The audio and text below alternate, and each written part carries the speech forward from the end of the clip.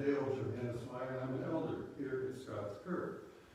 This session would like to welcome you, our brothers and sisters in Christ, our covenant children, our virtual visitors, and any who may be searching for comfort and direction in this difficult time.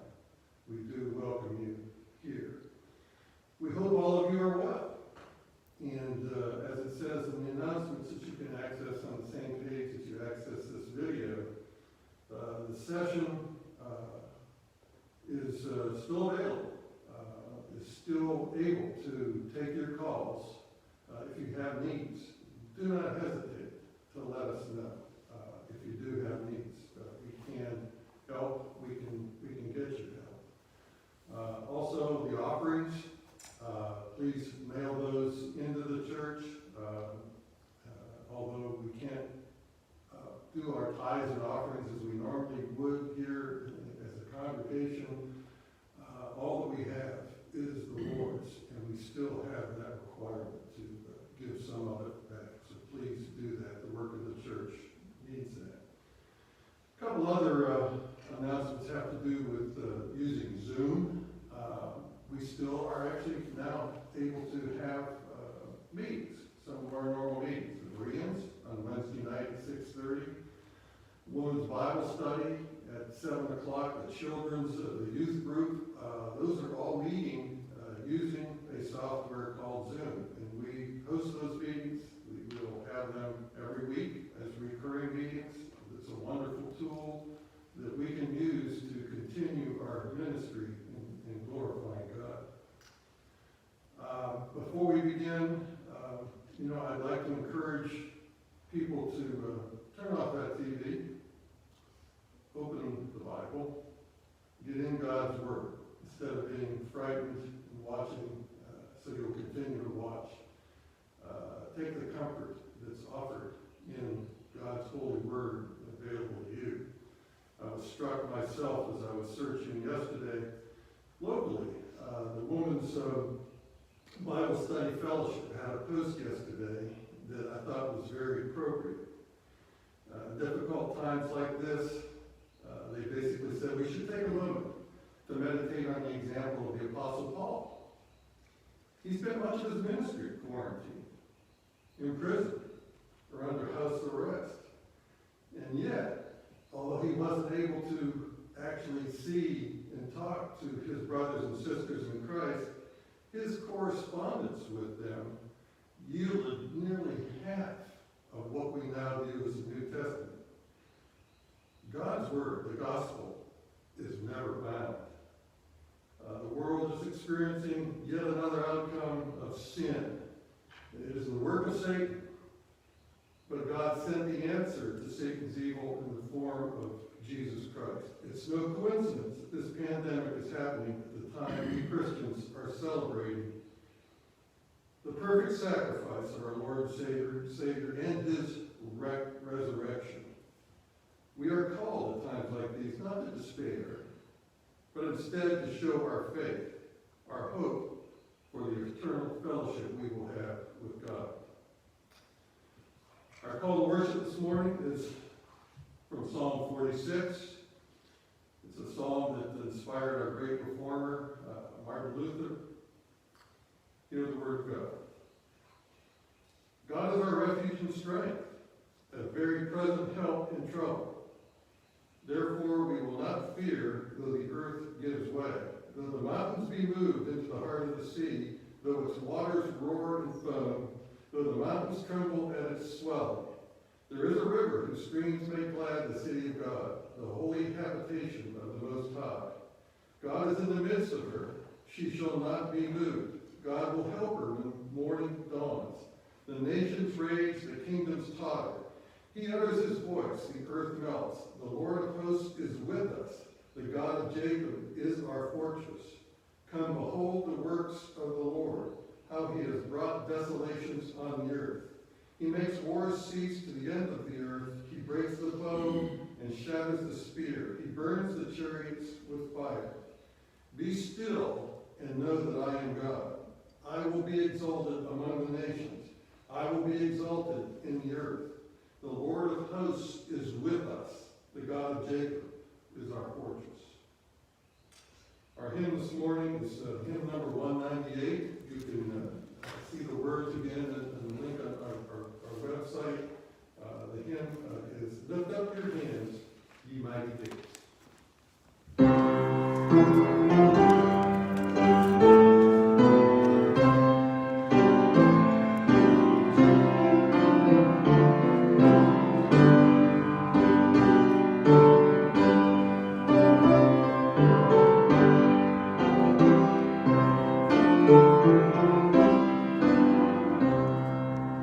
Lift up your heads, ye mighty gates. Behold, the King of glory waits. The King of kings is drawing near. The Savior of the world is here. A helper just he comes to thee. His chariot is humility. His kingly crown is holiness. His scepter pity and in distress. Oh, bless the land, the city blessed, where Christ the ruler is confessed. Oh, happy heart and happy home, to whom this King in triumph comes. Fling wide the portals of your heart, make it a temple set apart from earthly use for heaven's employ, adorned with prayer and love and joy. Redeemer, come, I open wide my heart to thee, here, Lord, abide. Let me thy inner presence feel, thy grace and love in me reveal. Oh, come, my sovereign, enter in, let new and nobler life begin. The Holy Spirit guide us on, until the glorious crown be won.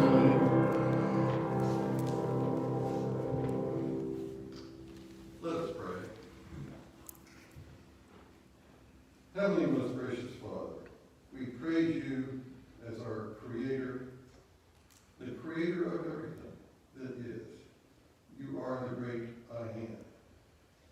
Today, when there is so much turmoil and fear concerning the sickness that's attacking the world, we recall your faithfulness.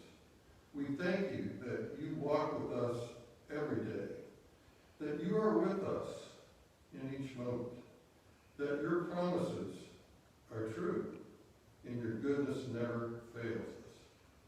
In this moment, Lord, we come to you and we lay our lives before you. May we worship and adore you with every fiber of our being.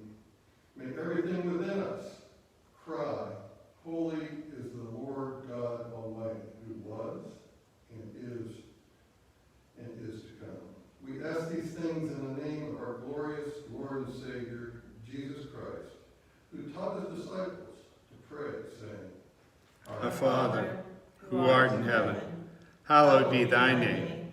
Thy kingdom come, thy will be done, on earth as it is in heaven.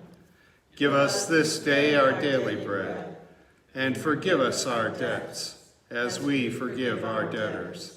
And lead us not into temptation, but deliver us from evil. For thine is the kingdom, and the power, and the glory forever. Amen. Our confession of faith today is from the Westminster Confession of Faith. encouraged to say this along, we should say it in unison. God hath all life, glory, goodness, blessedness, in and of himself, and is alone in and unto himself all sufficient, not standing in need of any creatures which he hath made, nor deriving any glory from them, but only manifesting his own glory in, by, unto, and upon them. He is alone of all being, of whom, through whom, and to whom are all things, and hath most sovereign dominion over them, to do by them, for them, or upon them, whatsoever himself pleaseth.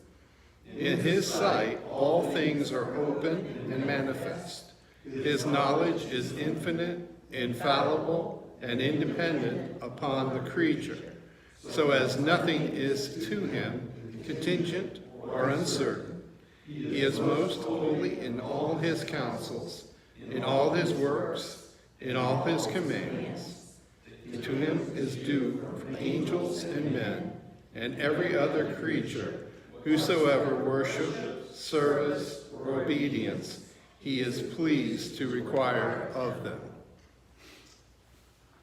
Our scripture reading this morning is from the Gospel of Luke, chapter 19, verses 28 to 48. These verses describe Jesus' triumphant entry into Jerusalem on what we now call Palm Sunday. However, days after this, he will suffer rejection, torture, a horrible, brutal death on the cross, leading, though, to his divine resurrection. The entry into Jerusalem fulfills prophecy, Zechariah chapter 9, verse 9, and is a public claim to Messiahship. Luke chapter 19, verses 28 to 48, hear the word of God. When he had said these things, he went on ahead, going up to Jerusalem. When he drew near to Bethphage and Bethany, at the mount that is called Olivet, he sent two of his disciples, saying, "Go into the village in front of you, where on entering you will find a colt tied, on which no one has ever yet sat. Untie it and bring it here. If anyone asks you, 'Why are you untying it?' you shall say this, 'The Lord has need of it.'" So those who were sent away and found it just as he had told them. And as they were untying the colt, its owner said to them, "Why are you untying the colt?" And they said, "The Lord has need of it." And they brought it to Jesus, and throwing their cloaks on the colt, they set Jesus on it. And as he rode along, they spread their cloaks on the road. As he was drawing near, already on the way down the Mount of Olives, the whole multitude of his disciples began to rejoice and praise God with a loud voice for all the mighty works they had seen, saying, "Blessed is the King who comes in the name of the Lord. Peace in heaven and glory in the highest." And some of the Pharisees in the crowd said to him, "Teacher, rebuke your disciples." He answered, "I tell you, if these were silent, the very stones would cry out." And when he drew near and saw the city, she wept over it, saying, "Would that you, even you, had known on this day the things that make for peace. But now they are hidden from your eyes. For the days will come upon you when your enemies will set up a barricade around you and surround you and hem you in on every side and tear you down to the ground, you and your children within you. And they will not leave one stone upon another in you, because you did not know the time of your visitation." And he entered the temple and began to drive out those who sold, saying to them, "It is written, 'My house shall be a house of prayer,' but you have made it a den of robbers." And he was teaching daily in the temple. The chief priests and the scribes and the principal men of the people were seeking to destroy him, but they did not find anything they could do, for all the people were hanging on his words. The grass withers, the flower fades, but the word of our God shall stand forever. Amen.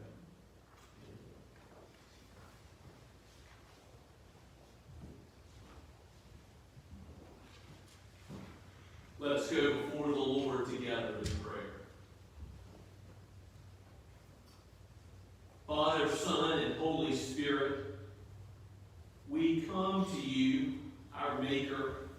our defender, our redeemer, our friend.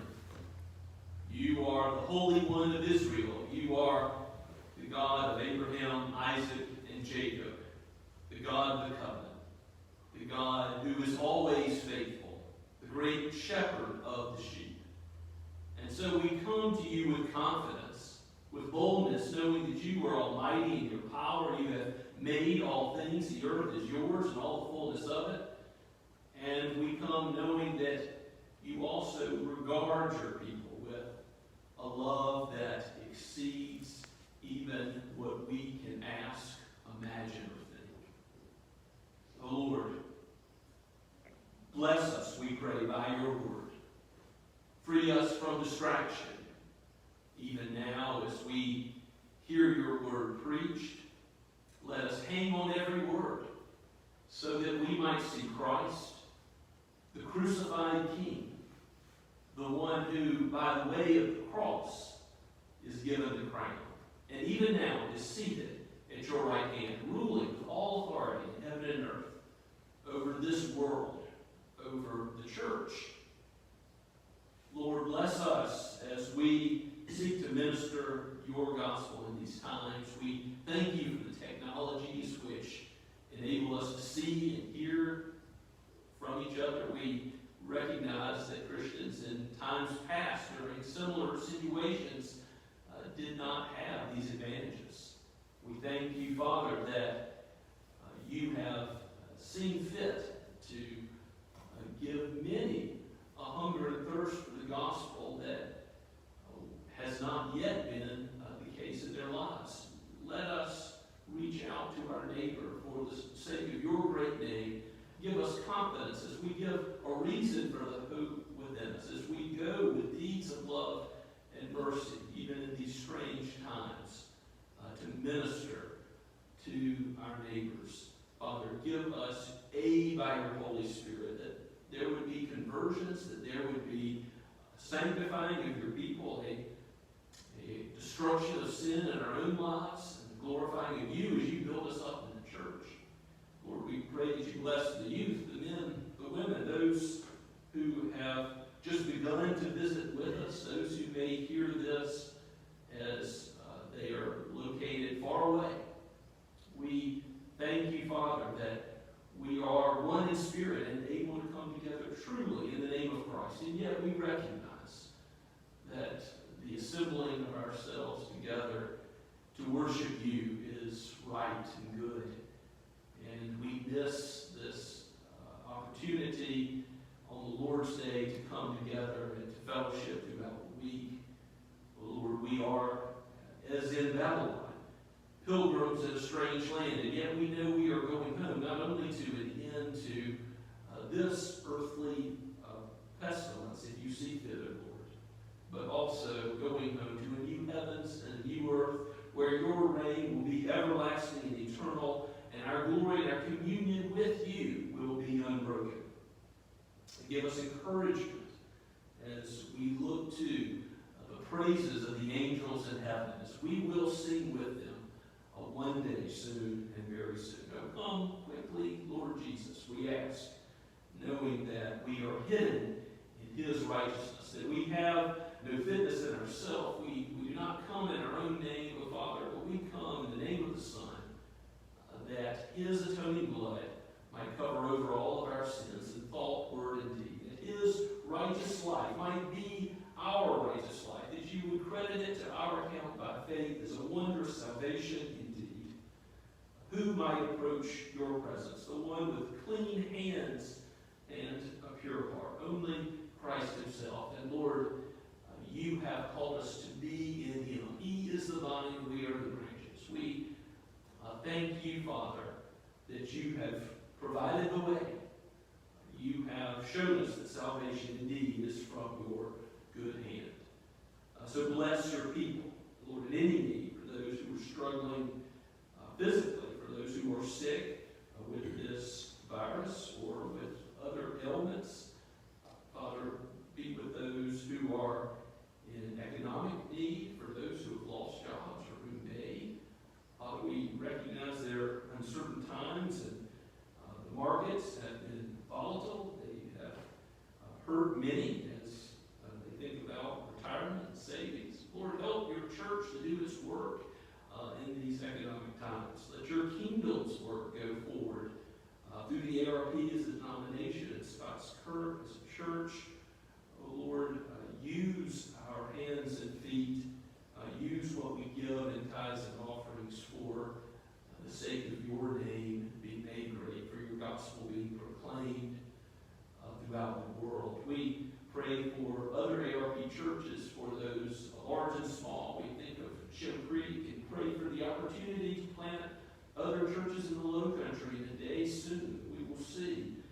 Father, we pray for all those of whatever denomination who minister your word, that you would bless it as it goes out even in these times. We pray that the name of Christ would be lifted up, and that all aspects of disunity would be thwarted, that you would give families and homes, particularly fathers, the courage to lead in this time. And Father, as we are together for so much time, help us to, in the power of Christ, the grace of the Holy Spirit, fight sin within, and speak to each other with words that are appropriate, seasoned with grace and love, not out of anger or frustration or fear.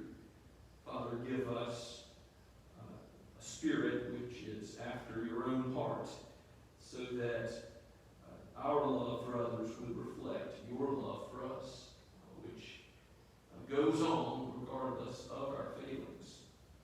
And we thank you for your everlasting care. And we do pray for your care over this world as we think about its needs. We ask that this disease would be brought to an end quickly, and yet, Lord, as long as you are pleased to use it, that you might awaken hearts to know Christ as Lord and Savior, and that you would, Father, protect the lives of those who are working in various occupations, whether it be the grocery store, the gas station, or healthcare workers. We thank you, Father, for the ways in which you have called us to serve one another, and how even creatively many are doing so.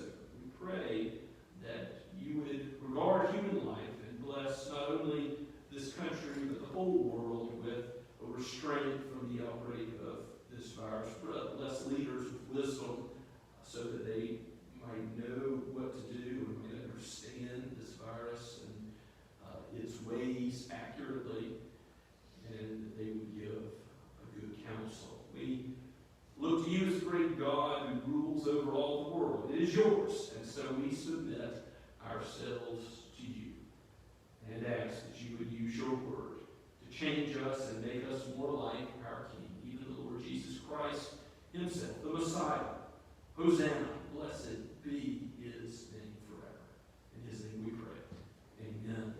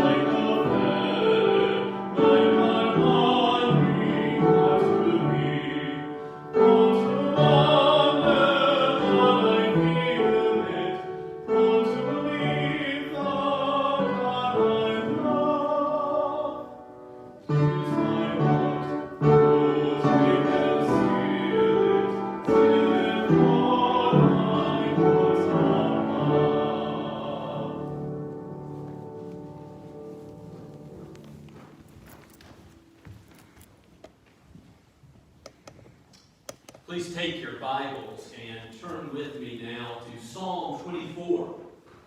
Psalm 24 is a messianic psalm. Certainly, as I mentioned before, all of the psalms speak of Christ. And yet, Psalm 24 has been marked, even from the early Jewish interpreters, as a psalm which speaks clearly to the coming Messiah. And as a messianic psalm, it is not a royal psalm. It's not a psalm of the kingship of David. But it is a psalm that highlights the kingly office of Christ. It's a psalm that highlights who he is as Almighty God, the owner of the earth, the owner and king of his people, and ultimately the one who's glorified forever. The king himself is Jesus. Let us hear God's word as it comes from Psalm 24, a psalm of David. The earth is the Lord's, and the fullness thereof, the world and all those who dwell therein. For he has founded it upon the seas, and established it upon the rivers. Who shall ascend the hill of the Lord? And who shall stand in his holy place? He who has clean hands and a pure heart, who does not lift up his soul to what is false, and does not swear deceitfully. He will receive blessing from the Lord, and righteousness from the God of his salvation. Such is the generation of those who seek him, who seek the face of the God of Jacob. Selah. Lift up your heads, O gates, and be lifted up, O ancient doors, that the King of glory may come in. Who is this King of glory? The Lord, strong and mighty, the Lord, mighty in battle. Lift up your heads, O gates, and lift them up, O ancient doors, that the King of glory may come in. Who is this King of glory? The Lord of hosts.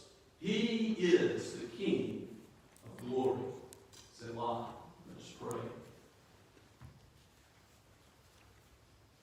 O Lord Christ, send your Spirit that we would be changed by your word as we gaze upon this beautiful vision of your glory, which we shall know one day, for all those who have faith in you will dwell with you in that everlasting land where the new Jerusalem is, where all sin will be put away, and crying and tears will be no more. O Lord, help us in our pilgrim journey to that land, we pray, in Jesus' name. Amen. Many commentators believe that the original occasion for this psalm is when the Ark of the Covenant, that physical image of God's presence that was to go with Israel and to be to them a very real symbol of God's dwelling with them.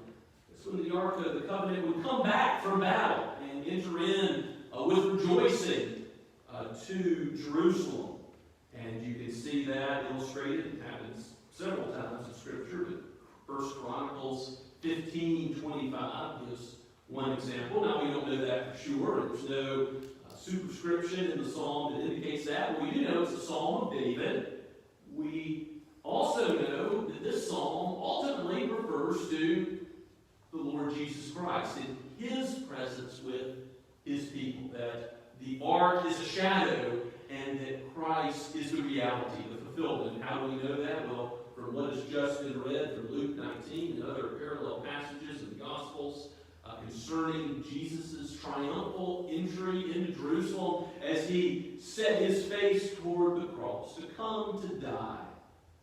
And he comes in with that right proclamation being made of him. Hosanna, blessed be the name of the Lord. As he comes in, yes, riding on a donkey, fulfilling the word of Zechariah, but fulfilling Psalm 24 as the King of glory. And the gates are lifted up. The ancient doors, this image of the gates of the temple, majestic, inanimate objects lifting themselves up to pay attention. The Savior is here. For it's as Jesus said, if we do not worship him, if the crowds didn't cry out, Hosanna, blessed be the name of the Lord, then the rocks would. Even the doors of the temple are going to say what's true of Christ. They are going to heed him in his kingly glory. And so this psalm ultimately draws our attention to him. Now, you notice at the very beginning of the psalm that it's sort of divided into three portions. Verses 1 and 2 talk about God's as creator, his ownership over the world, his authority over the whole cosmos, over the earth. And then you'll see that he owns the inhabitants of the earth. If we're to approach him in worship, if we're to approach him at all, his throne in heaven, how must we do it? Verses 3 through 6 address the inhabitants of the earth. And then verses 7 through 10 are really the climax, the culmination of the psalm as we see the King in his glory enter in, as he is highlighted for who he is. And there's this antiphonal chanting or singing that goes on. Who is this King of glory? It's repeated. The Lord strong and mighty, the Lord of hosts, the Lord of angelic armies. He is the King of glory. We go back to the beginning where we see something about God as creator in verse 1. The earth is the Lord's and the fullness thereof, the world and all those who dwell therein. Well, we know that in the creation account in Genesis chapter 1, God reveals that he is the triune God is present in creation. The Spirit is hovering over the waters, and we learn from texts like Hebrews 1:2 and the prologue of John's Gospel that Jesus is the Word, that he's there, that he is that Word which speaks all into existence out of nothing, ex nihilo. So Christ is the Creator, along with the Father and the Son, one God in three persons, creating the world out of nothing. And so he owns it. And what does that mean? That means that he gets to do with it what he pleases. In other words, creation implies providence. It implies that he's not just a watchmaker who wound the thing up and stepped back. No, that he superintends, that he controls, that he exerts kingly authority over all that he has made. And indeed, that's the testimony of the Scriptures. For from him and through him and to him are all things. We see that as Christ is the ruler of the whole world. It has implications for how we live. The Apostle Paul talks about it in 1 Corinthians chapter 10, how whether we eat or we drink, even the simple meals that we consume on a daily basis, even that is to be done for God's glory. Why? Because it's God's earth, and we're to live for his glory. And Paul applies that. He actually quotes this psalm, Psalm 24, related to eating food that's sacrificed to idols. Because some Christians were having a conscience, a problem with that. And Paul says, no, it's okay. Because why? This is all made by God. You can use it to his glory if in your conscience you understand that rightly. And so in 1 Corinthians 10:26, you have that great doctrine of Christian freedom undergirded by this psalm. That whatever we do in God's world, we are to do for his glory. And even though Paul could have suggested a boycott on meat sacrifice to idols, he doesn't do it. He says, no, you can use even what unbelievers are misusing by sacrificing to gods that are not. You can use for the glory of God that is, the God that is living, that did create the heavens and the earth. And now look at how we are to approach this great God. He is in his temple. He's the God of heaven and earth. But if we are going to go where the ark is, if we're going to approach that mercy seat, how will we come before him? It asks the question in verse 3, who shall ascend the hill of the Lord? Jerusalem is like a series of mountains, a series of bumps. And that's why you got the Psalms of Ascent, all talking about the pilgrim journey of going to Jerusalem, where you're going up. Whichever direction you go towards Jerusalem, you're going to be going up and ascending ultimately the hill of the Lord to worship God in his temple. Who shall ascend the hill of the Lord? Who has the audacity to come before Yahweh, the true God, and give him praise. Who shall stand in his holy place? There's qualifications that verse 4 gives. He who has clean hands and a pure heart, who does not lift up his soul to what is false, and does not swear deceitfully. And yet, if we know ourselves, we know that we don't match these qualifications, do we? We know that what Psalm 130 says is true. Lord, if you should mark iniquities, O Lord, who can stand? In other words, if God knows all of our impure thoughts. Yes, blessed are the pure in heart, for they shall see God, but we are impure. We are like a sheep that is so prone to wander. And indeed, God knows all of our failings, how far short we fall of his glory. And it's not only the impurity of our hearts, our hands, our actions, what our hands and feet have done, they're not clean. We have failed to wash our hands spiritually. We have failed to do what God has required in his word.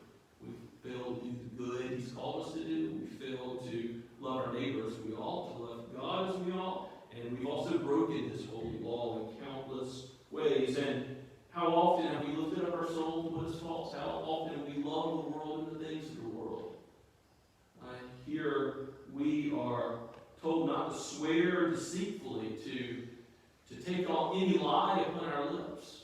Our yes should be yes, and our no should be no. But how often have we failed to speak according to the God of truth? Instead, lived like he who is Father of lies.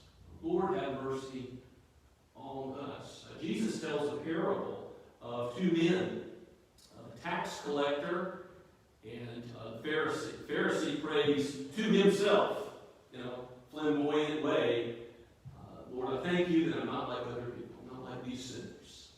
And the tax collector doesn't even lift his eyes to heaven, beats his breast, and says, Lord, have mercy on me, a sinner. And Jesus asks, which one of these men do you think went home that day justified, right with God, blessed by God? Well, it's not the Pharisee who thought he had righteousness in himself. It's not the one who thought he had the fitness to meet the requirements of verse 4. It's the tax collector who said, Oh Lord, have mercy on me. This is the gospel here in Psalm 24, as clear as it is in all the scriptures. He who has a clean hands and a pure heart, who's not lifted up his soul with his false, and does not swear deceitfully, that's only Christ. Only Christ is the man who can approach God's holy hill. So if we're going to ascend the hill to God's temple, if we're going to ascend his hill to worship him, to come to him in prayer, we must ascend in Christ. By faith in Christ, we can boldly approach the throne. But without Christ, there is no way to the Father. Without Christ, there is no access to God. And you see in verses 5 and 6 that blessing comes if you are in Christ.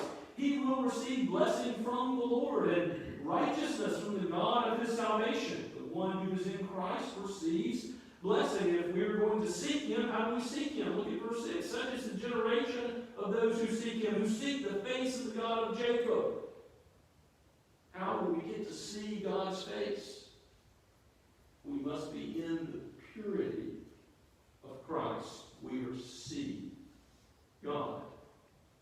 And so if we are in the King of Kings, we ought to rejoice in how this song concludes, as it puts all the focus on him. It puts all the focus on the presence of the triune God, and particularly Christ, as we know this relates to him. Look at verse 7. Lift up your heads, O you gates, pay attention, and be lifted up, O ancient doors. Pay attention, that the King of glory may come in. Again, there's this antiphonal singing or chanting that may be implied here musically by the song. Who is the King of glory? The Lord strong and mighty, the Lord mighty in battle. You see his royal, his kingship qualities coming out here. Lift up your heads, O you gates, and lift them up, O ancient doors, that the King of glory may come in. Who is this King of glory? The Lord of hosts. He is the King of glory. to Jerusalem inspired the crowd, we read, to praise him rightly.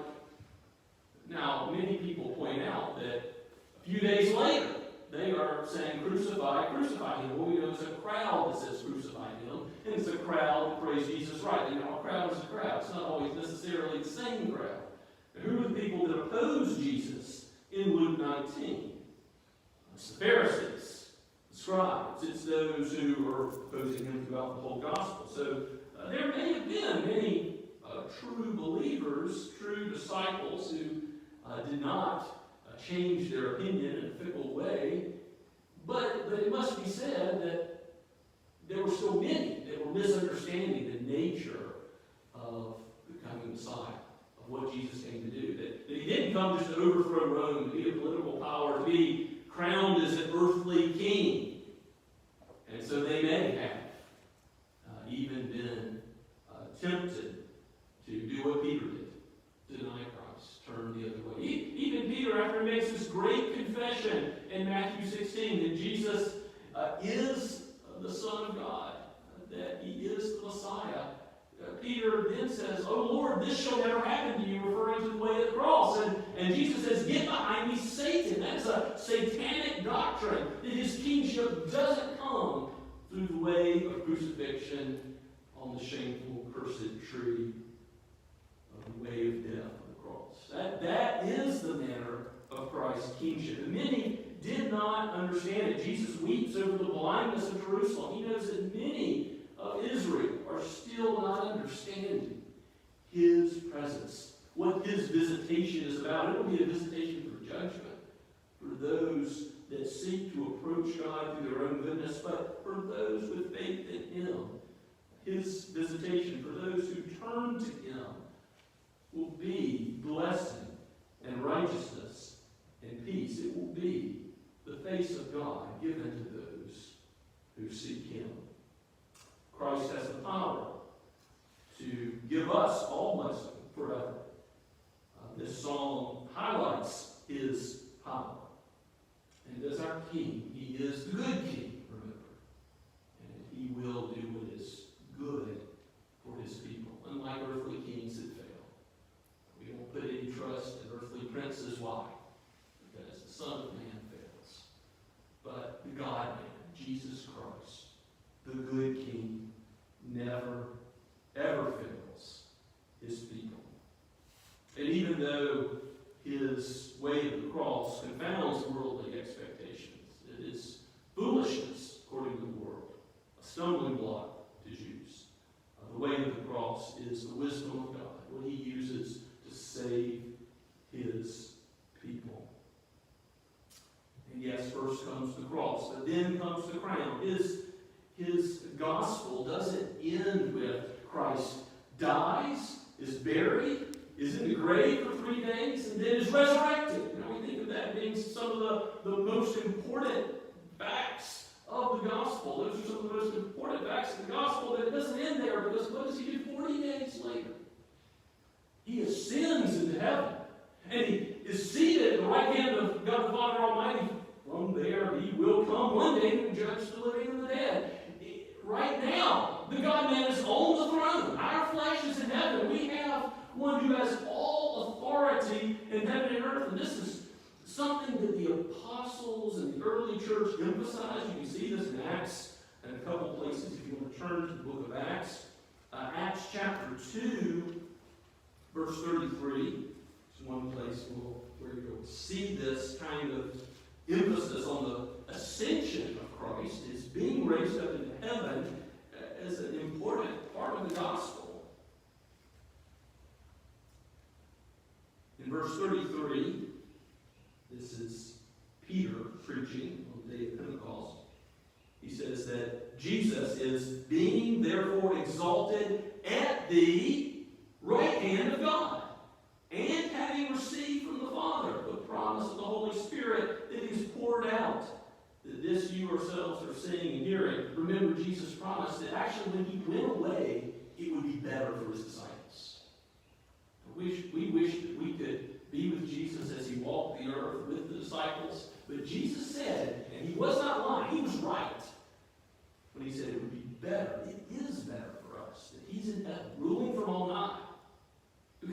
sent the Spirit. The Holy Spirit indwells the church, the people of God, in a special way in the new covenant. And the Holy Spirit is ours. Jesus is reigning on the throne. His reign as king continues. It's not as if his kingly reign is only in the future. It's now, as the God-man is seated on the throne. This is the good news that we ought to proclaim, not only the past work of Christ, but the present reign of Christ as king, and indeed his future consummation of that reign as well. Do we recognize the whole Christ? Some teach that you can receive Christ as Savior without receiving him as Lord, but that makes no sense. To receive Christ as Messiah, you cannot receive the half of him. You must also receive him as your king. You must receive him for who he is, prophet, priest, and king.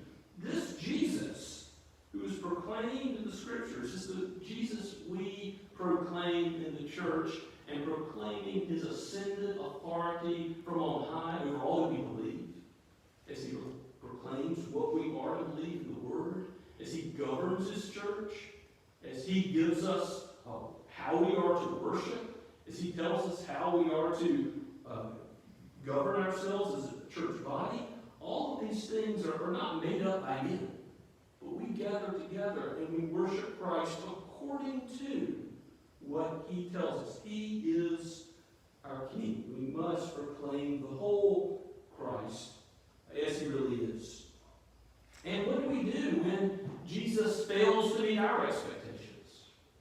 Maybe it is something in our own lives, a broken relationship, or an illness, maybe a loss of a loved one, or perhaps a desire for a spouse that doesn't come around, doesn't happen in our time. Something we're praying for that hasn't been answered yes by the Lord. When Christ fails to meet our expectations, we can see examples in Scripture. John the Baptist even doubting and saying, "Oh Lord, is Jesus the Messiah, or is there another?" And he has to be counseled to look to Christ and Christ alone. Even the great John the Baptist, as I mentioned earlier, even Peter, who confesses that Christ is the Messiah, the Son of God, he also needs to be corrected when he doesn't have an expectation of the way of the cross is the way in which his kingly reign is going to come. We can misunderstand the nature of Christ here in our lives. We can think that his keeping of his people, our going forth, and now and forevermore, means that we'll never have any sickness or sorrow or poverty in our lives. And that's what the health and wealth gospel preaches. But that's not true. Christ's love and care does extend materially. We are to cast our burdens upon him for all things. But we must know that his care for our soul extends far beyond the drop of water in this infinite ocean that is eternity. It extends past this life to the next. And his care for his people is perfect and will go on and on. And even when we don't understand what is happening here and now, he is the good shepherd of the sheep still. He is what the very psalm before this one said, our shepherd. And he leads us and guides us even through the dark valley of the shadow of death.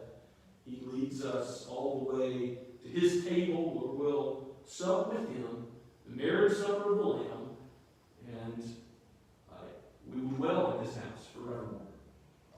The Lord is faithful.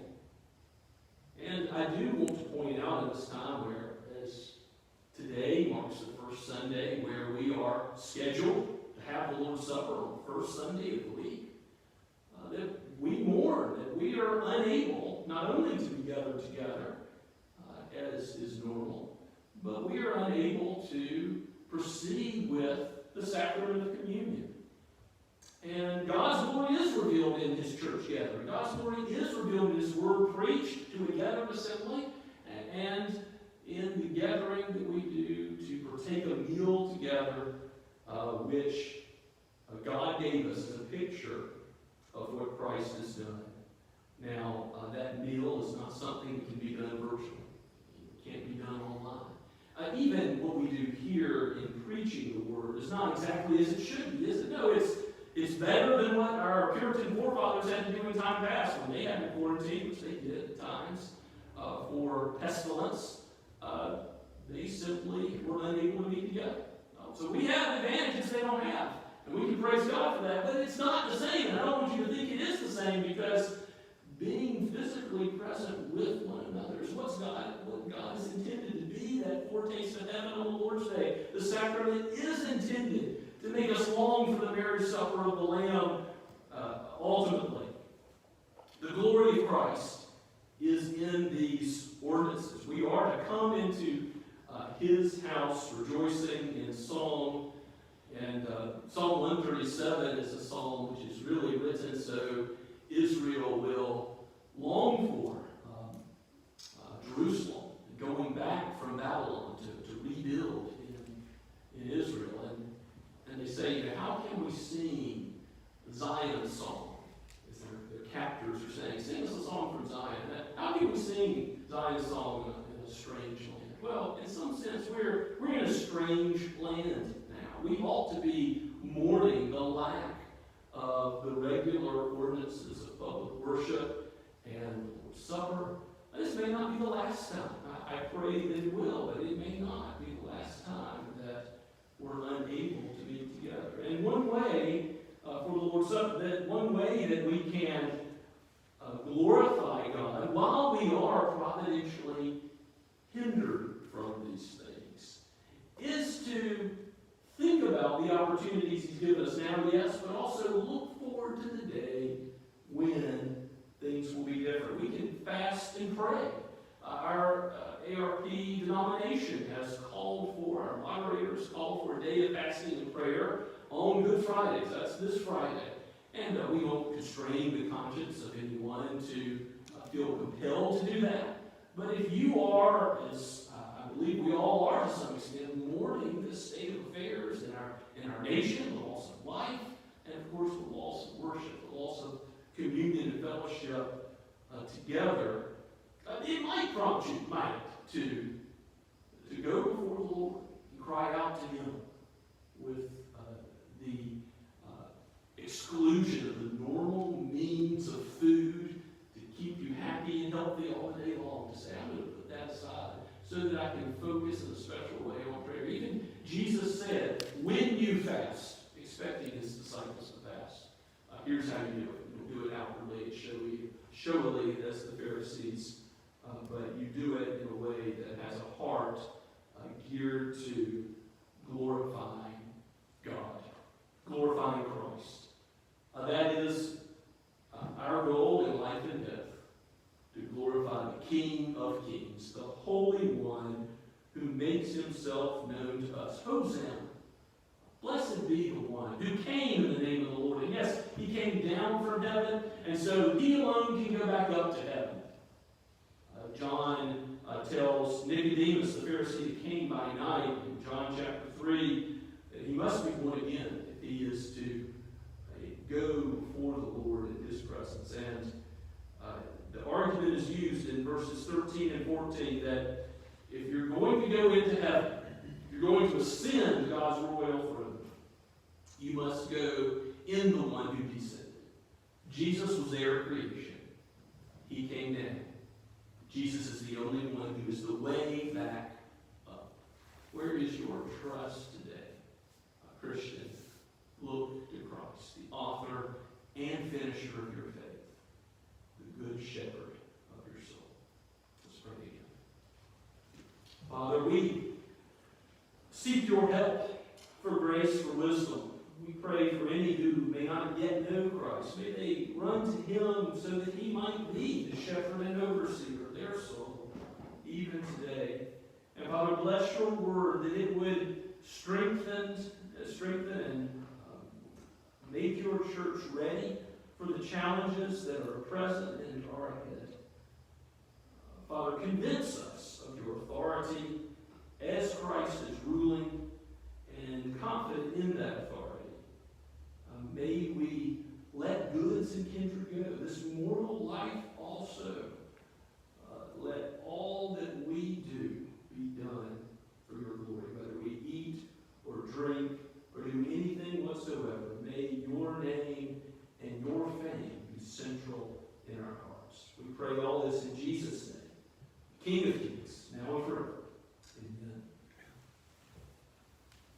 now let us respond to the word preached. The benediction from the Lord this morning is from Jude. Now to him who is able to keep you from falling, and to present you before his glorious presence without fault and with great joy. To the only God, our Savior, be all glory, majesty, power, and dominion before all time, through the Lord Jesus Christ, now and forever. Amen and amen.